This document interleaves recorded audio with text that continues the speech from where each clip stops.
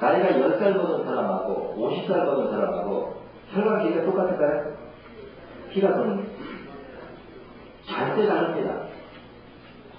젊어서 어혈이 없는 사람만큼이 어혈이 없고 혈관이 열렸을 때 나이가 젊고 건강한 사람은 혈관 길이가 5만 킬로가 돼도 나이가 들어서 어혈이 쌓여서 혈관을 막으면 막은 만큼은 그만큼 혈관이 짧아진다는 얘기란 말이에요. 피가 도는 공간이. 그럼 우리가 생혈은 얼마큼이 있냐?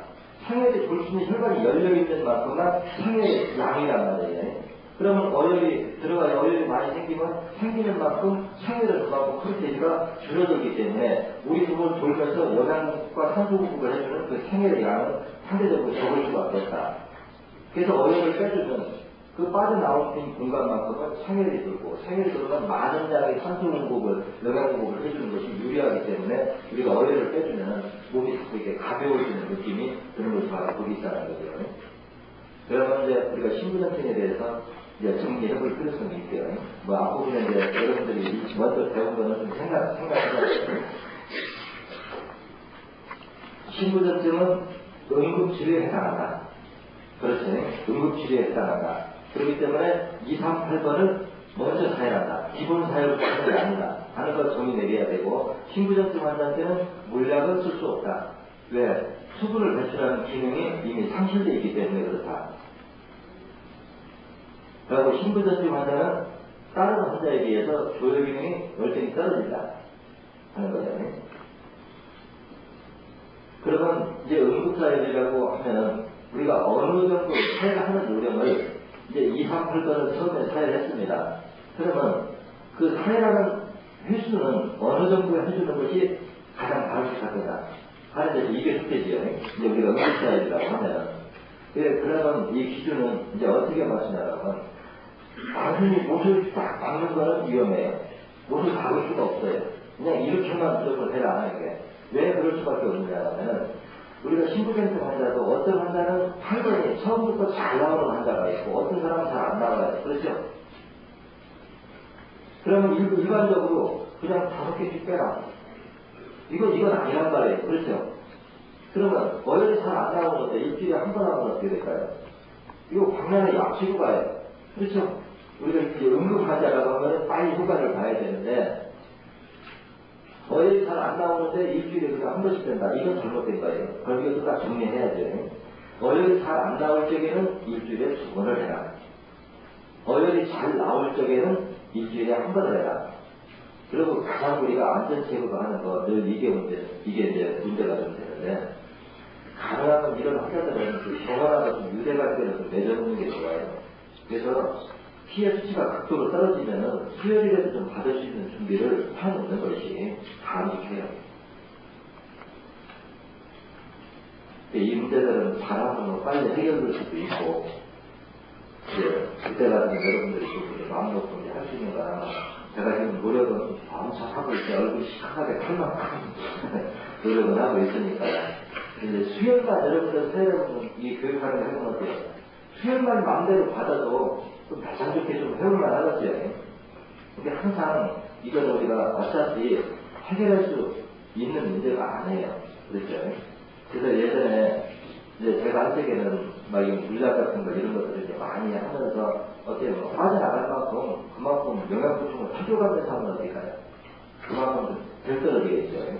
아직 나도 나 역시도 그 여러분들한테 이제 준비를 충분히 해주지 못하면서 하니까 이렇게 하나 저렇게 하나 소리도 내 입을 지금 할 수가 없어요. 하라고 하면 불법이에요. 그렇지? 하라고 하면 불법이고 또 공식적으로 이거를 하다 보면 우리가 또 자체가 또 피해를 입을 수가 있죠. 그러니까 여러분들 이런 걸 우리가 모두가 다 완벽하게 할 수는 없어요. 그렇죠? 우리가 해줄 수 있는 게 가장 좋은 거는 신부전증을 예방하려고 하면 예방하는 게 어려울 것 같아요? 쉬울 것 같아요? 쉽죠? 만성 피로가 있고 몸이 좀 부었다 빠졌다 이렇게 할 적에 2, 3, 8번 사용해주면 신부전증 신경 쓸 거 하나도 없어요. 그러면 우리가 이렇게 완벽하게 이런 거를 예방이 가능하다고 하면은 우리가 가능한 교육생들을 숫자를 많이 늘려가지고 신부전증이 오기 전에 2, 3, 8번을 사용하게 만들어버리면 어떨까요? 우리가 사회활동이라고 한다는 거는 그쪽으로 생각을 기울여준 거는 좀 편하지. 병이 온 다음에 소입구 외양간 고치지 말고 미리미리. 그래 여기다 욕심 전에는 어때요? 1번, 9번까지 함께 하라면 금상첨화겠죠. 1번하고 9번까지 하면 그 이번에 그 유튜브 신문에 그 나가보니까 제가 책에다 써놓은 말이 기가 막히게 뭐 다른 분들도 그런 얘기 하지만 말이 떨어지는 게 많잖아요. 요즘에 암 환자들이 왜 이렇게 갈수록 많아요? 그렇죠? 1년에 암 환자들이 몇 명 발생한다고 해요?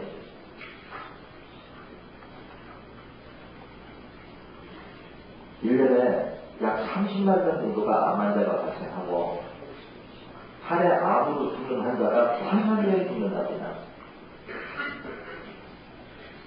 엄청난 숫자죠. 근데 어떻게 암 환자들이 참 옛날부터 우리가 생활 환경도 좋아졌고 그렇죠. 의료 기술도 많이 발달했는데 왜 암 환자들이 갈수록 이렇게 많이 늘어나냐 이거란 말이에요. 근데 또 암 치료하다 죽은 뒤서 보상해주는 데는 하나도 없어. 그렇죠. 당연히 죽는 병이란 말이에요. 그러니까 요즘 모든 병원이 어때요? 전부 암센터 암병동 만든다는 거야. 왜냐하면 암 환자들이 하도 이제 기하급수적으로 늘어나니까 암 환자한테는 암 전문센터를 가셔하니까 환자 숫자가 적어버리는 거예요. 아팠다 보면 암으로 진단받는 사람이 너무 많으니까. 그러니까 병원 유지하려고 하면 어때요? 이제 암센터 만들어야 된다고 해서 병동을 갖다가 전부 다 암 너도나도 암 치료하겠다고. 근데 너도나도 암 치료하면 암 고쳐요? 이거 참 우리가 눈 뜨고 보고 제대로 사고를 따지고 보면 이게 참 큰일이란 말이에요. 그래서 우리가 이런 거를 여러분들이 우리가 하는 일을 사회활동이라고 생각을 하신다고 하는 거죠. 암이 근본적으로 안 걸리게, 신부전증이 안 걸리게 예방하는 쪽으로 우리가 좀 신경을 많이 기울여서 여러분들이 교육을 할 적에도 소일고 야간 없이 말아라. 암으로 죽는 사람들이 이렇게 많고 암으로 진단을 이렇게 많으니까 제발 우리가 2, 3, 6, 8번 먼저 살리라고. 그래서 2, 3, 6, 8번 살려면 최소한도 암하고 신부전증은 충분히 예방할 수 있잖아요. 뭐 감염이나 이런 것까지 예방할 수 있고 또 1번하고 9번하고 해주면 어때요? 치매 중풍. 치매 중풍까지 예방한다고 그러면은 이 운동이 좀 적극적으로 활성화돼도 당위성이나 명분이 좀 뚜렷하지 않느냐 그 계획이라고 하네요. 그 신부전증에 대해서 이제 좀 궁금하신 나머지 내용들은 제가 여러분들 강의 수석에 많이 했었어요. 뭐 수석이라고 하는 게 뭐다, 신부전증이라고 하는 게 뭐다 하는 거는 나왔지만 나머지는 제가 얘기하면은 험담밖에 안 나와. 그렇죠. 현재 하고 있는 방법이 치료 방법이 아니고 임식이나 땜밥을 하면서 먹고 살려고 하는 그런 현상이니까 더 얘기하면 험담이고 여러분들이 머릿속으로 다 세뇌교육으로 듣고 있고 전달을 이렇게 여러분들이 내가 앞서 교육한 거와 이렇게 보충 설명을 한 거를 하면 여러분들이 교육할 적이나 순간순간 일어나는 현상들이 되죠. 그래 특히 이 악성 균열 있는 사람들 치료하다 보면 참 이게 내 많이 먹어도 그래서 참 불편해요. 근데 지금 현실적으로 여러분들 교육을 해보면 알지만 제가 그 예전에 많이 부딪힌 일들이 여러분들도 지금 많이 부딪히고 있습니다. 그게 뭐냐면 여러분들도 그렇죠. 여러분들 자신이 참 실제 풍부한 마음 가지고 교육을 해주려고 하는데 약품만 하나 팔으려고 하면 마음이 걸리고 상대가 사랑심을 쓰고 말하거든요. 그렇죠. 사실은 그 물건 파는 것보다는 올바르게 해서 이 사람 가게가 이렇게 교육을 해주려고 순수한 마음이라고 하더라도 그거를 갖다가 먹으라고 하면은 어때요? 이게 장난적이잖아요. 그러면 제가 하는 일은 어떨 것 같아요? 제가 하는 일.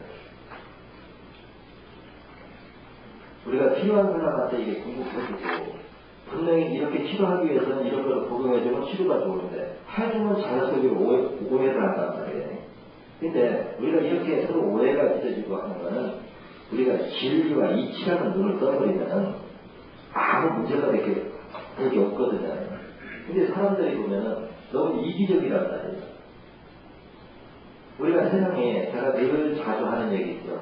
우리가 세상에 조용하게 살아가면 조용하게 사는 방법은 간단한 게 하나 있어요. 뭐냐면 모든 것은 내가 노력하고 노력한 대가만큼만 얻으면 돼. 그렇죠? 내가 노력하고 노력한 대가만큼만 얻으면 세상은 불만이 있을 수가 없어. 근데 그 이상을 얻으려고 하는 데서 문제가 있어요. 그렇죠? 그 이상을 얻으려고 하는 거. 그러니까 그 이상은 조금만 넘치면 그건 상대한테 피해를 주는 거거든. 그렇죠? 내가 노력하고 노력한 대가를 얻으면 당당한 건데 그 이상을 얻으면 그 이상은 상대한테 피해를 주면서 나한테 돌아오는 거라고 얘기를 하는 거예요. 그래서 항상 내 자신이 어떤 일을 할 적에 내가 노력한 게 어디고 내가 노력하면 합당한 이득은 여기까지 많이 된다고 하는 걸 기준으로 딱 설정하는 건데요. 그리고 교수님들도 그렇잖아요. 여러분들한테 그거 많아요. 여러분들 강의하다 보면 입 아프지요. 저도 말을 오래 하다 보면은 입에 침도 마르고 여기 교육 이게 강사교육 계속 제가 이렇게 현실적으로 해줄 때에는 저녁에 들어가면 밥 제대로 못 먹어요. 기운 빠져가지고. 여러분들 해보면 내가 해보니까 그 신뢰가 잘 알죠. 그러면 남한테 이렇게 신뢰를 줬으면 신뢰를 지고 시간 뺏은 사람이 당연히 그거는 주는 것이 합당한 거지. 이거는 이득이나 뭐라 그런 게 아닙니다. 그렇죠? 그 여러분들도 일선에 나가서 교육을 하면은 그 교육한 노력한 만큼의 대가는 오는 사람이 당연히 줘야 된다는 거예요. 그러면 우리가 공사나 여기서 하는 일은 어떻게 생각해야 되는가? 지금 우리가 기존적으로 보면 돼요. 기존적인 근거는 딱 감춰버리죠. 그렇죠? 우리가 밖에서 그동안 해보면 이건 나는 하고 나는 못하고. 근데 우리는 어때요? 이걸 배워서 네가 이병고처럼 하는 것이 우리가 하는 취지란 말이에요. 그러면 이 자체가 이미 봉사인 겁니다. 그렇죠? 이 사회에 이로운 일을 하는 것이 이게 바로 봉사하는 거예요. 그래서 저도 처음에 이제 이 얘기가 나왔으니까 여러분들이 서로 이제 제가 바라는 거는 그래요. 서로 연습하는 것이 상대 잘못을 조금씩 감싸주고 좀 덮어주고 학교에서 좀 실수를 해도 상대 자존심 안 상하게 이해를 시켜주고 이렇게 하기를 바랍니다. 제 입장에서 우리 똑같은 연수원들끼리 서로 다투는 걸 제가 원할 때 절대 그건 원할 수 없고 그렇게 되면 오히려 피해를 입는 거 나가잖아요. 그러면 우리가 같이 그런 생각에 똑같아지려고 하면은 머릿속에 사고력을 어떤 사고력을 가지고 우리가 여러분들이 연수원을 운영해야 되느냐 이거를 한번 깊이 있게 생각해볼 필요성이 있다는 거예요. 그게 저도 이제 여러 얘기들을 조금씩 이렇게 들어요. 이게 듣고 하면 이게 해결을 하려고 하면 내가 노력 가지고 해결을 할 수 있는 문제가 있고 해결을 할 수 없는 문제가 있습니다. 그러면 여기 이제 오래되신 분도 있고 지금 얼마 안 되신 분도 있고 이제 이런데 한번 제가 설명해 줄게요. 한번 해결책이 있거든가 여러분들 한번 생각해 보세요. 이제 아마 그 문제가 여러분들 좀 이렇게 말들이 좀 많았을 걸로 알고 있는데 맨 처음에 제가 이 교육할 적에 어떻게 교육했는가 여러분 알을 거예요. 내가 무료로 교육해주니까 여러분들도 무료로 봉사하시려고 그랬죠. 근데 이게 엄청난 부작용을 낳았어요. 그래가지고 책에다가 이름들 올려놓으니까 어떻게 됐어요? 막 전화가 밤이고 낮이고 보니까 전부 이름 빼달라고 난리 났단 말이에요. 그러니까 아무도 한다는 사람이 없어. 그러면 내 입장에서 그걸 해결하려고 하면 어떻게 돼요? 전문적으로 하는 사람이 필요했어요. 이 일을. 그래서 전문적으로 하다 보니까 그 다음 단계에서 어떻게 이루어졌느냐. 교육비를 그냥 받아. 그래서 그 교육비를 받아가지고 생활이 유지될 만큼은 교육비를 받는 것이 합당하다. 내가 봐도 그게 합당하고 봉사라고 하는 것은 우리가 휴일날, 토요일날, 일요일날 어쩌다 하는 게 봉사고 어차피 가족들이 있고 사무실이 있고 하면 어느 정도 수익은 돌아가야 된다. 그래서 한번 교육비를 논어를 모아봐라. 그래서 그 당시는 5만원 시스템이 됐어요. 그러면 오래된 분들 알 거예요. 그 5만원을 시스템해가지고 한 1년쯤 운영하다 보니까 또 마땅히 안 맞는 게 있어. 뭐가 안 맞냐. 지방도시는 가게세가 싸니까 5만원이 되는데 서울에는 이런 데는 가게세가 비싸니까 5만원 받아가지고는 이거 비용 투자가 안 된다는 거예요.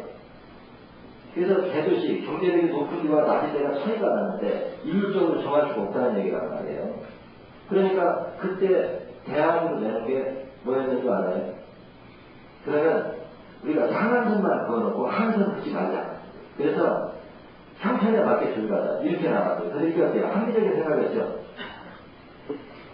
우리가 대도시 가게세 비싼 데는 당연히 더 받아야 되고 좀 중소도시나 견들이 이런 지역에서는 서민들이 사는 지역에서는 좀 낮게 받아야 된단 말이에요. 근데 이제 이렇게 해놓고 보니까 여기서도 부작용이 또 생겨요. 그렇죠? 왜냐하면 연소원이 가깝게 붙어 있는데 저쪽에서는 제값을 다 받고 이쪽에다 할인해주면 사람이 그쪽으로 몇 명이 빠져나가면 이쪽에서 또 엉뚱한 소리들을 해가지고 불만이 쌓인단 말이에요. 그러면 이걸 해결할 수 있는 방법이 있느냐? 있어요. 뭐냐? 눈치껏 싸주라는 얘기예요. 그렇죠? 이게 여럿이 이렇게 하면서 어떤 우리가 이렇게 누구를 정할 적에는 공평한 걸 기준으로 한단 말이에요. 그렇죠? 그러면 어떻게 하느냐? 좀 어려운 사람들을 할인해준 적이 이쪽 다물어라. 우리는 규정이 이런데 특별하게 당신이 어려우니까 내가 30%든지 50%든지 당신한테 할인해줄 테니까 이건 밖에 나가서 얘기하지 말아라. 그러면 둘만의 비밀이 되면 어떨까요? 모두가 다 할 수가 있죠.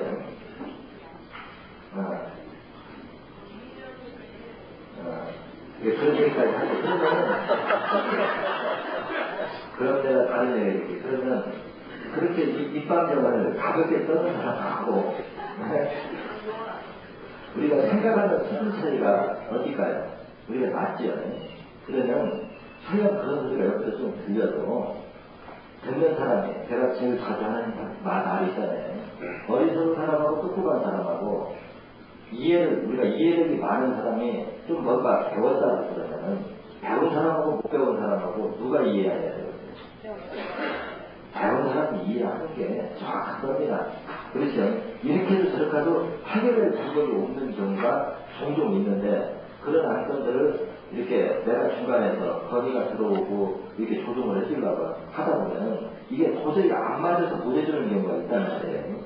근데 이제 제가 보는 거는 전체적으로 우리가 합리적으로 갈 때 뭐가 맞느냐 이걸 기준으로 따져요. 항상 전체를 끌고 갈 적에 어떤 기준들이 맞느냐. 그러면 나머지들은 좀 눈치껏 하는 것도 좀 하고 상대한테도 그런 좀 주의점을 두고 그것까지 하고 말하는 얘기를 한다면 할 말은 없지만 그런 소리를 좀 들어도 그냥 못 들은 사람하고 조금 넘어가지고 이런 아량도 좀 이렇게 있으면 좋겠죠.